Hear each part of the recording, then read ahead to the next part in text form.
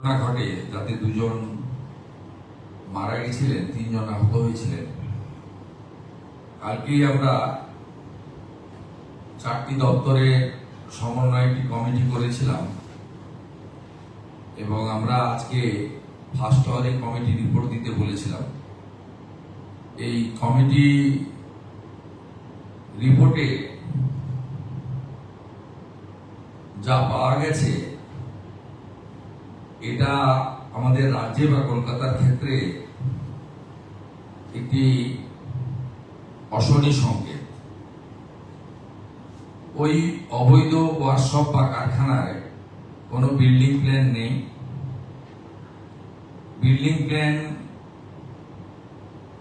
নেই যেমন the basic norms of fire এবং ইলেকট্রিসিটি, সেগুলো ওখানে ছিল না, কমপ্লিটলি অবৈধ। আমরা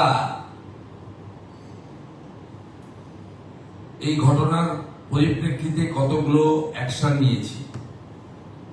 তিলজলা পিএস এর কেস নম্বর 226, তাতে ওই অবৈধ কারখানার মালিক শেখ নাসির এবং শামীম মোহাম্মদ, তাদেরকে গ্রেপ্তার করা হয়েছে আজকে সকালে। আমরা বিদ্যুৎ সরবরাহকারী সংস্থাকে পার্মানেন্ট ইলেকট্রিক ডিসকানেকশন করার অর্ডার দিয়েছি এবং সিএসসি কে বিদ্যুৎ সচিবের মাধ্যমে জানানো হয়েছে যত এই ধরনের বিল্ডিং প্ল্যান স্যাংশন নেই, অবৈধ কারখানা আছে, বিশেষ করে কসবা, তিলজলা, মমিনপুর, ইকবালপুর সহ এই এলাকাতে,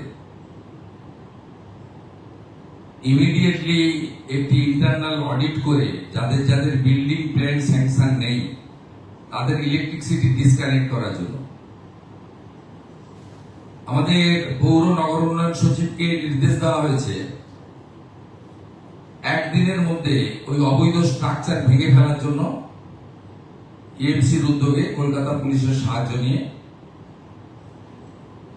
এবং একইভাবে এএমসি কে বলা হয়েছে এই ধরনের অবৈধ বিপজ্জনক কারখানাগুলিতে জলের লাইন কেটে দেওয়ার জন্য।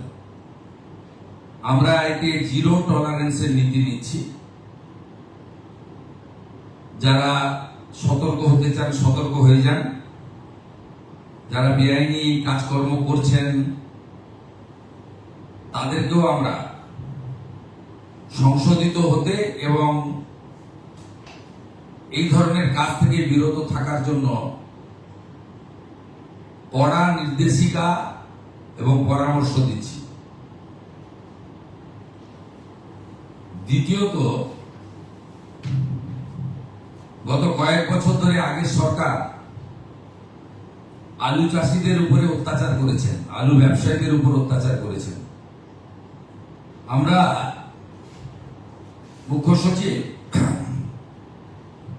প্রিন্সিপাল সেক্রেটারি পশ্চিমবঙ্গ এটি নোটিফিকেশন করে এগ্রিকালচার যারা প্রোডাকশন করেন, includes potato, food grain, well seed, fruits, vegetable,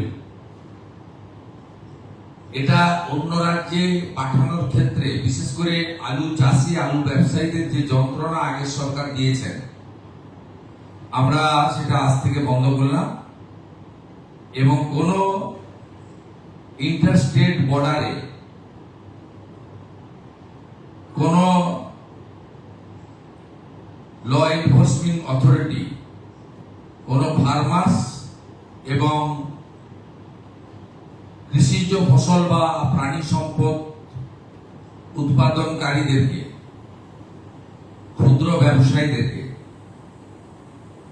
কেউ হয়রানি করতে পারবে না। পুলিশ হতে পারে, এনফোর্সমেন্ট ব্রাঞ্চ হতে পারে এবং অন্যান্য ল এনফোর্সিং অথরিটি হতে পারে।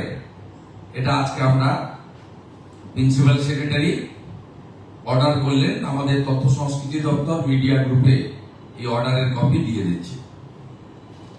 এই সরকার অনেক প্রত্যাশা জাগিয়ে এসেছেন এবং করাপশনের ক্ষেত্রে জিরো টলারেন্সের নীতি বারে বারে নির্বাচন চলাকালীন আমাদের পক্ষ থেকে বলা হয়েছে। এমনকি ভারতীয় জনতা পার্টির সংকল্পপত্র সেক্ষেত্রেও আমরা বলেছি প্রাতিষ্ঠানিক দুর্নীতির ক্ষেত্রে ব্যবস্থা হবে। সেই আপনারা দেখতে পারবেন কয়েকদিনের মধ্যে আমরা আগামী ক্যাবিনেটে হয়তো এই বিষয়ে সিদ্ধান্ত কিছু নেব। শুধু সিদ্ধান্ত নয়, কার্যকর। আমরা যেটা আজকে সই করলাম, সিবিআই 4টি মামলা গত 4 বছর আগের মুখ্যমন্ত্রী, স্বরাষ্ট্রমন্ত্রী, বিধায় আটকে রেখেছিলেন। প্রসিকিউশন বা চার্জশিটের ক্ষেত্রে স্যাংশন, অর্থাৎ যে সমস্ত আধিকারিকরা দুর্নীতিগ্রস্ত তাদের বিরুদ্ধে সিবিআই বা অন্যান্য কোর্ট নিযুক্ত তদন্তকারী সংস্থা তারা চার্জশিট দিয়ে তাদেরকে পানিশমেন্ট বা প্রসিকিউশন দেওয়ার ক্ষেত্রে স্যাংশন নিতে হয় আইন অনুযায়ী। বিদায়ী সরকার এবং বিদায়ী সরকারের মুখ্যমন্ত্রী তথা স্বরাষ্ট্রমন্ত্রী এই স্যাংশন আটকে রেখেছিলেন দুর্নীতিগ্রস্ত আমলা এবং আধিকারিকদের বাঁচানোর জন্য। আজকে আমরা সিবিআই কে 3টি দপ্তরের আধিকারিকরা যারা করাপশনে যুক্ত ছিলেন তাদের স্যাংশন আমরা দিয়ে দিলাম। অর্ডার বেরিয়ে গেছে, সিবিআই কপি পেয়ে গেছে বা পেয়ে যাবে, একটু আগেই অর্ডার হয়েছে। এটাতে এডুকেশন ডিপার্টমেন্টের টিচার রিক্রুটমেন্ট স্ক্যাম রয়েছে, মিউনিসিপ্যাল অ্যাফেয়ার্স ডিপার্টমেন্টের মিউনিসিপ্যাল রিক্রুটমেন্ট স্ক্যাম রয়েছে এবং কোঅপারেটিভের ক্ষেত্রে, সমবায় দপ্তরের ক্ষেত্রে কিছু কোর্টের আদেশে যে তদন্ত হচ্ছিল কিছু আধিকারিক তারা যুক্ত আছে, তাদের বিরুদ্ধে প্রসিকিউশনের স্যাংশন, যা বিগত সরকার দুর্নীতিগ্রস্ত আধিকারিক আমাদের আড়াল করার জন্য 4 বছর আটকে রেখেছিল, আমরা আজকে সেটা দিয়ে দিলাম। এটা আপনাদের মাধ্যমে জনগণকে জানালাম যে এই সরকারকে যে প্রত্যাশা নিয়ে আপনারা এনেছেন যে করাপশনের ক্ষেত্রে জিরো টলারেন্স এবং বিগত ইনস্টিটিউশনাল করাপশনের ক্ষেত্রে তারা যথাযথ ব্যবস্থা নেবে, এই অল্প সময়ের মধ্যে এটি একটি তার বড় উদ্যোগ।